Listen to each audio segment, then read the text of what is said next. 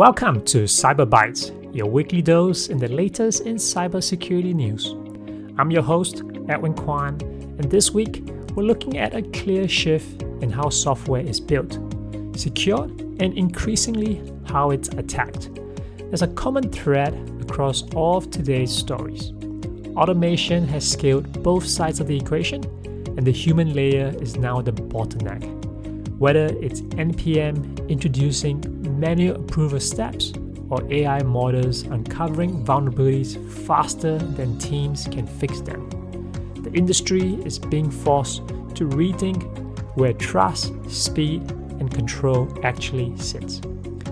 Let's start with NPM, because this is one of the more practical changes teams will feel almost immediately. GitHub has announced what they are calling stage publishing for NPM, alongside tighter install time controls. On paper, it sounds pretty simple. You can no longer automatically publish a package straight from a CI pipeline without a human signing off. In practice, this is a direct response to the kind of supply chain attacks we've seen over the past few weeks. If you look at campaigns like the Mini Shai-Hulud, the attackers didn't need to break the registry itself. They compromised the build pipelines. They grabbed valid credentials and pushed malicious versions of packages that were being downloaded millions of times a week. No alarms were triggered because technically everything looks legitimate. Stage publishing breaks that chain. Even if an attacker gets hold of a token, they still need a real maintainer to approve the release using two-factor authentication on a trusted device. It reintroduces friction at exactly the point the attackers have been exploiting. The second update matters just as much, even if it's less talked about. Teams can now restrict where dependencies are pulled from during installation. That means you can block installs from arbitrary URLs, local paths, or external Git repositories. You're reducing the risk of a compromised package quietly reaching out and pulling in something malicious during build time. The trade-off here is operational, of course. Engineering teams that have built fully automated release pipelines will need to make some adjustments. It isn't a toggle that you flip on a Friday afternoon, but it's a strong signal that fully hands-off publishing models are no longer considered safe by default. Now, while NPM is adding friction back into the system, Anthropic is pushing in the opposite direction when it comes to discovery speed. Their Project Glasswing results are pretty hard to ignore. In just 1 month, partners identified over 10,000 high or critical vulnerabilities across widely used software.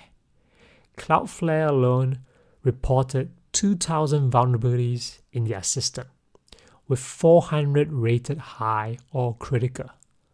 Mozilla, they found 271 vulnerabilities in Firefox 150 during testing, which is a noticeable jump compared to previous versions using older tooling. What's more interesting is the accuracy. In open source scanning, about 90.6% of findings that were reviewed turned out to be valid, and over 60% were genuinely high or critical severity. That's well beyond what most teams would expect from automated tools. So the constraints have shifted. It's no longer about finding vulnerabilities. It's about what happens next. The verification, the disclosure, the prioritization, patching, and all of that is still human-driven, and it doesn't scale at the same rate. Now, this creates a very uneven dynamic. On one hand, the ecosystem is getting safer because more issues are being found and fixed earlier. On the other hand, the same capability exists for attackers, or they very soon will be. Anthropic is fairly direct about this. This is a race. The defensive side is trying to secure critical software before offensive use of similar models becomes widespread.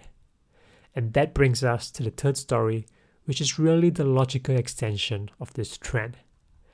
Anthropic's Claude Mythos model, which has been restricted so far, is starting to surface in developer tools like Claude Code and Claude Security. There's been brief sightings of a selectable Mythos model in public interfaces, suggesting that a broader release isn't too far off. This model is a step up in capability, particularly in autonomous cyber operations. Anthropic has already said it can develop functional cyber attacks at a professional level. The hesitation around releasing it publicly has been about the guardrails. If you make that level of capability widely accessible without constraints, you lower the barrier for attackers significantly. The fact that we're now seeing signs of release suggests that Anthropic believes those controls are at least partially ready. For defenders, this could be a net positive if used properly. You're effectively giving security teams access to tooling that can simulate real-world attack paths at much higher levels than traditional testing. But it also compresses timelines. Organizations that haven't figured out governance around AI use, access controls, and monitoring will find themselves exposed very quickly. And that ties neatly to the final piece from the Australian Signals Directorate. The ASD is positioning AI as a core component of modern cyber defenses, particularly in threat detection and response. The advantage here is that AI systems can process and correlate massive amounts of telemetry in real time, identifying anomalies that human analysts would never catch fast enough. They're also highlighting automation of routine tasks, things like triaging alerts, correlating events, and even initial response actions can be handled by AI, which frees up skilled practitioners to focus on higher level work. But the guidance comes with a clear caveat. These systems need to be deployed with secure by design principles. In other words, you don't just plug AI into your security stack and assume it's going to make things safer. You need to understand how it's making decisions, what data it's trained on, and how it can be manipulated. Because the same properties that make AI effective for defense, scale, speed, pattern recognition are going to be exactly what makes it useful for attackers as well. So if you step back and look at our 4 stories today, there's a consistent pattern emerging. Automation is no longer the advantage it once was on its own. We're seeing a rebalancing where critical points in the system, like NPM publishing, are deliberately adding human control back in, while other areas, like vulnerability discovery, are accelerating beyond what humans can comfortably manage. The organizations that adapt are going to be the ones that treat this as a coordination problem.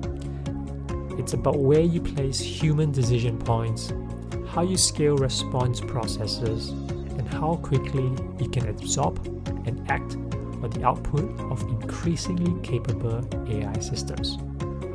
And that's it for this week's On Cyber Bytes. I will see you next time.